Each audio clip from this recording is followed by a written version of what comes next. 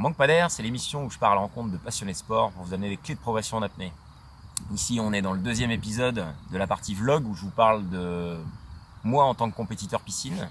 Et donc dans le précédent épisode, je vous ai parlé de ma compétition au Puy-en-Velay. Et donc là, je vais vous parler de la compétition qui a suivi début avril, la finale de la Coupe de France apnée à Montreuil, où j'ai concouru en monopalme et en brasse. Donc fin du précédent épisode, je vous raconte que j'ai reposé 200 mètres à l'entraînement, que ça va super bien.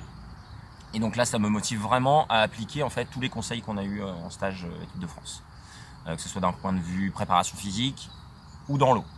Donc moi qui n'ai pas vraiment un adepte des séances lactiques, je vais en faire. Alors c'est difficile.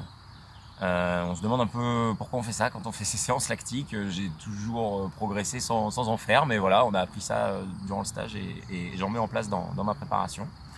Et puis la partie hypoxique, je la fais sous deux types de séances globalement. Je travaille soit avec du statique puis du dynamique, soit sur du lent, donc du statique aussi également avec du lent. Donc comme je me prépare uniquement en monopalme, j'ai décidé de vraiment d'être focalisé jusqu'à la fin de la saison sur la monopalme. Je fais le lent avec de la mini sur la mini monopalme que Oleg développe. Ça permet de la garder plus longtemps au pied. Et puis de toute façon, on ne cherche pas à avoir un gros rendement quand on fait du lent. Donc la mini mono correspond tout à fait. Et donc là, le but sur mes séances d'hypoxie, c'est de faire monter mon temps de nage. Parce que aujourd'hui, on l'a vu sur mon 200 mètres, je nage entre 2 minutes 30 et 2 minutes 40. Et mon temps hypoxique, il est sur cette base-là et il n'a pas vraiment évolué depuis 2 ans. Donc c'est vraiment un axe de travail pour moi cette saison. Donc du coup, le fait de faire du lent, du statique, puis de la nage, ça m'oblige à faire des grosses séances d'hypoxie. Je travaille sur ces deux séances-là que je fais évoluer chacune au fil de l'eau. Et ça se passe plutôt bien. Je fais un cycle complet jusqu'à Montreuil. Et je comprends par la même occasion ce qui m'est arrivé au Puy-en-Velay et qui a l'air de m'arriver depuis un petit paquet de fois. Ça fait un certain nombre de fois que j'ai ces sensations-là, en fait, un peu comme au Puy-en-Velay. C'est que visiblement j'ai fait ma performance en hypoglycémie, pas assez de sucre, avant la performance en tout cas. Voilà, en gros je gère mal le délai entre mon dernier repas et la performance. Du coup j'ai changé mon petit déjeuner avant d'entraînement parce que je m'entraîne tous les matins très tôt. Et donc j'ai pris le temps de tester différents nouveaux petits déj pour avoir les apports en sucre qui vont bien. Et quand j'ai fait mon 200 mètres à l'entraînement, ça a un peu confirmé, ces changements. Je suis devenu très adepte au niveau du miel, qui a des très bons apports, que ce soit en sucre rapide et même en sucre lent. Et du coup ça se diffuse plus lentement dans le corps, que ce soit avant la perf ou pendant. Du coup j'arrive à Montreuil en ayant fait vraiment un cycle de 6 semaines complet.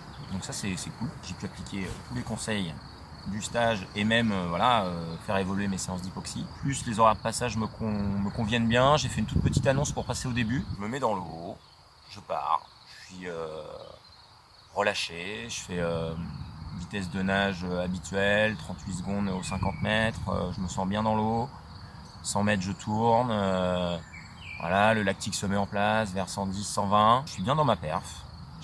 J'essaye de pas trop plonger parce qu'à Montreuil, faut savoir que le bassin il descend vers les 4 mètres, donc c'est très facile de se laisser aspirer par le fond. Mais j'arrive tant bien que mal à me maintenir, je tourne à 150 et je reviens sur mon 200 vers 170, je sens vraiment l'hypoxie qui monte, je me concentre bien. Autosuggestion, je me répète des questions simples dans la tête pour être sûr d'être toujours conscient et présent sur l'instant présent. Et puis je tourne à 200 mètres. Donc ça c'est super, je me sens vraiment bien. Je tourne à 200 mètres, je me replace, je relance, je fais 3 ondules et je sors. Parce que j'ai vraiment besoin de cette qualification pour aller à Limoges. C'est la dernière compétition du circuit qui peut me qualifier. Et pour le moment j'ai rien. Donc c'est important aussi pour moi de faire quelque chose de raisonné et de sérieux. Je sors à 206,7 je crois, avec une sortie solide. Et donc c'est super parce que ça me qualifie pour Limoges. Dans la foulée, y a la brasse. J'arrive à me remobiliser même si c'est un peu difficile. Mais j'arrive à me remobiliser, je tourne aux 100 mètres en brasse. Et puis je sors vers 126 je crois. Et voilà, ça m'amène une qualif en brasse aussi pour Limoges. Donc vraiment super, un bon rebond dans la saison. Les copains à Aix, ils m'ont appelé un petit grou parce que je rebondis, c'est dur, on se reconstruit. Donc ça veut dire qu'il faut jamais rien lâcher, il faut toujours rester confiant même si le chemin est toujours semé d'embûches, c'est jamais si simple. Et puis du coup, suite à Montreuil, on repart pour un cycle de préparation pour les championnats de France, pour Limoges, qui sera l'échéance majeure pour moi cette saison. Voilà, je vous dis à très bientôt pour la suite, c'est la fin de cet épisode. Allez, ciao.